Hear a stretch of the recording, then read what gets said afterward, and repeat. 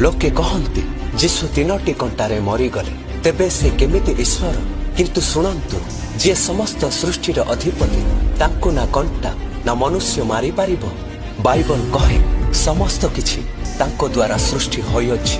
पुणी कहे से समस्त किछि धारण करुअछंती। एबे शुणु जीशुंकर शक्तिशाली घोषणा केही मो ठारू मोर प्राण नहीं जाय नाही, मात्र मु आपे ताहा दान करे। ताहा दान करिबाकु मोहर अधिकार अछि। पुणी पुनर्बार ताहा ग्रहण करिबाकु मोहर अधिकार अछि। रोम सेना तांकु मारि नथिले, जिहुदी माने तांकु नष्ट करि नथिले किबा कंटा तांकु मारि नथिला।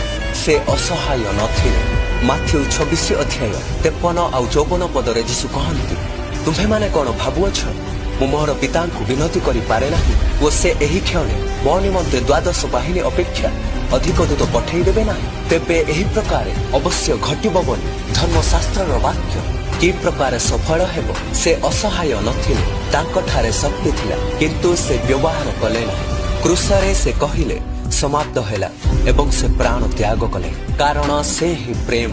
क्रूस एक दुर्घटना नुहे, क्रूस ईश्वरक महान योजना। से क्रूसरे मृत्युवरण कले समस्त मानव जातिर उद्धार पाए। आमेन।